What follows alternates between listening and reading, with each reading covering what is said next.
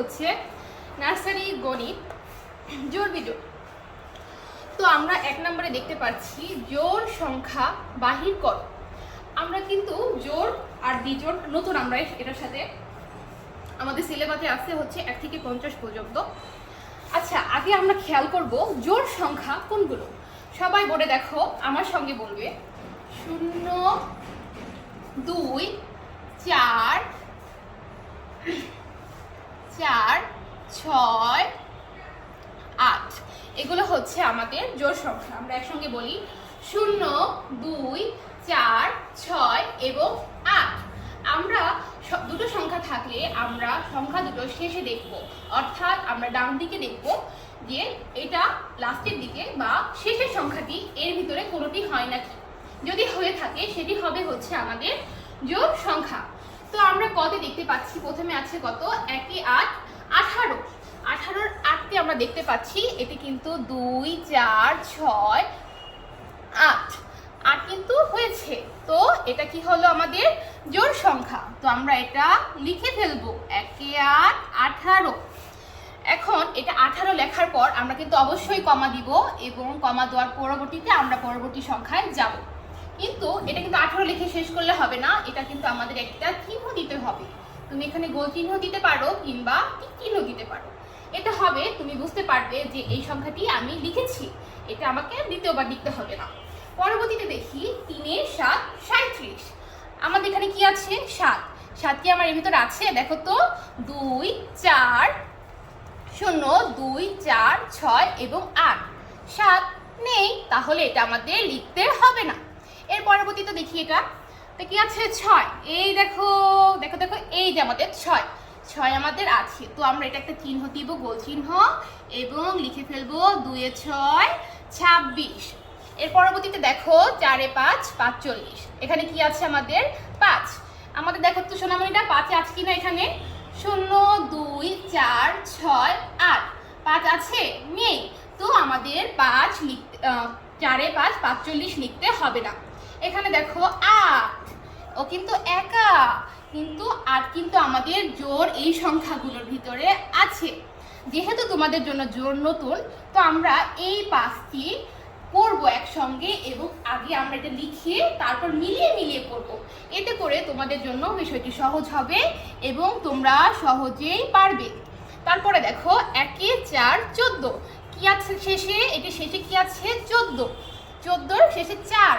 দেখো 4 কিন্তু আমাদের এই 5টির ভিতরে আছে, এই দেখেছো? তো আমাদের কিন্তু এটাও হয়ে গেল জোড় 1 4 14। এরপরে আছে 3 1 31। 1 আমাদের কি হলো, 1 কিন্তু নেই এর ভিতরে, তো 1 হবে না। এবার দেখো 5 0 50। 0 কিন্তু আমি প্রথমেই বলেছি 0 আমাদের ধরতে হবে, তো আমাদের 50 হয়ে গেল জোড়। এরপর আছে হচ্ছে 2 5 25। 5 কি আছে জোড়ের মাঝে? দেখো তো এখানে কোথাও 0 2 4 6 8 5 নেই, তো আমাদের 5 লিখতে হবে না। আমাদের 50 পর্যন্তই শেষ। আমরা আমাদের জোড় সংখ্যাগুলো পেয়ে গিয়েছি। এবার আমরা দেখব ইংরেজিতে জোড়গুলো। এখানে ইংরেজির বেলা আমরা কি দেখব? এবার আমরা ইংরেজিগুলো দেখব। ইংরেজির বেলাও আমরা কিন্তু এইভাবে একটু লিখে নিব। কি লিখব? 0 2 অর্থাৎ 0 2 4 6 8। এখানে দেখো তো কি আছে 2 6 26। এখানে আছে কত 6। তো দেখো তো 2 4 6, এই যে পেয়েছি 6। দেখেছো? আমার সঙ্গে তোমরাও কিন্তু এগুলো তুলে তুলে করবে, প্র্যাকটিস না করলে কিন্তু হবে না। তো এখানে আমরা লিখলাম 2 6 26। এরপরে আমরা দিব হচ্ছে কমা। এখন দেখো তো এখানে কি আছে 4 8 48। 8 দেখো তো আমরা খুঁজে পাচ্ছি কিনা? 0 2 4 6 8। ইয়েস, 8 কিন্তু আমাদের আছে। তো আমরা এখানে লিখে ফেলবো 4 8 48।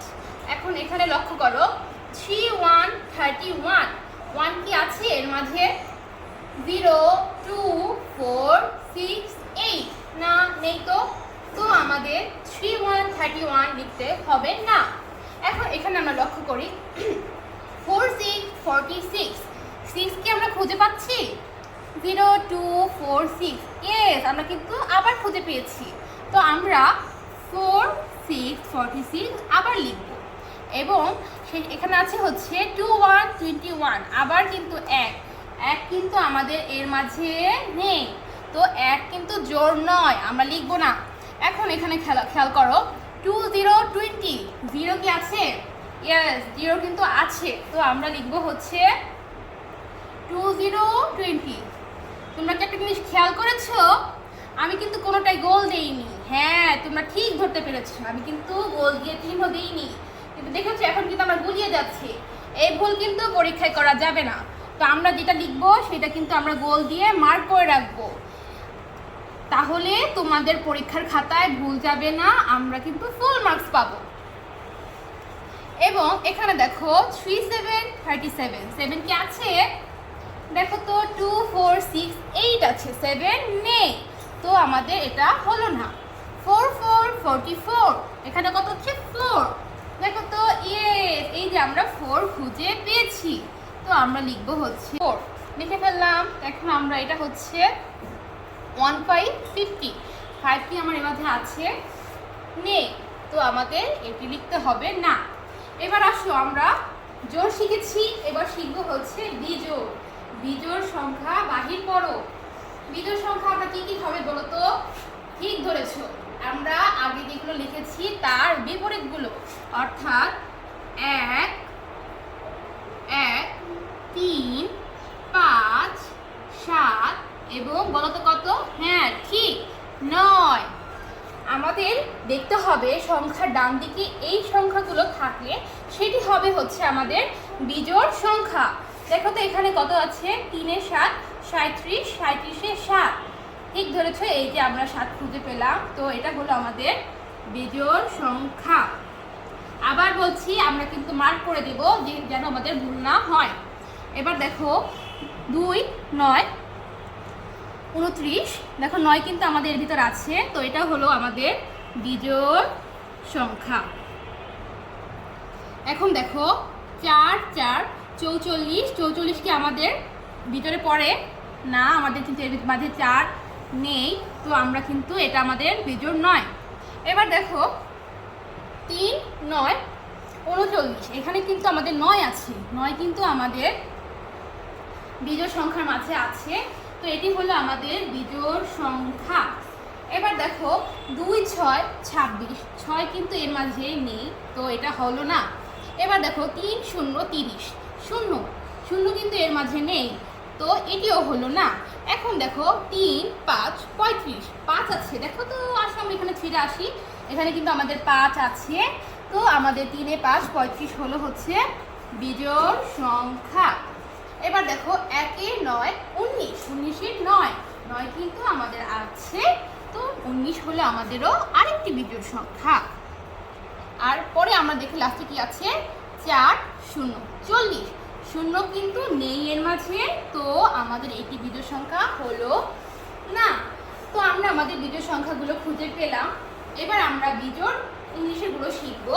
ইংলিশেরগুলো একই হবে, শুধু আমাদের ইংলিশের সংখ্যাগুলো লিখতে হবে। তো কি কি হলো খেয়াল করো, 1 3 5 7 এবং ইয়েস 9। দেখো এখানে কত আছে? 2 1 21, এখানে কিন্তু 1 আছে, দেখেছো? তো এটা হলো আমাদের বিজোড় সংখ্যা। এখানে আমরা লিখে ফেলি 2 1। এখন দেখো 3 0, 0 কিন্তু নেই, তো এটি হবে না। এখন দেখো 2 6, 6 আছে, 6 তো কিন্তু নেই, তো এটি আমাদের হলো না। এখন দেখো নতুন একটি বিষয়, এখানে কিন্তু 2 1 21, এটিও কিন্তু আমাদের বিজোড়। আমরা জানি কিন্তু 1 কিন্তু বিজোড়, দেখেছো? কিন্তু আমরা কিন্তু পূর্বে কিন্তু লিখেছি, এই দেখো 2 1 21 লিখেছি। আমাদের যদি একই সংখ্যা দুবার আসে আমরা দুবারই লিখে দিব, কোনো সমস্যা নেই, দুবার আসলে আমরা দুবারই লিখে দিব। তো আমরা আবার লিখি 2 1 21। এবার আছে কত?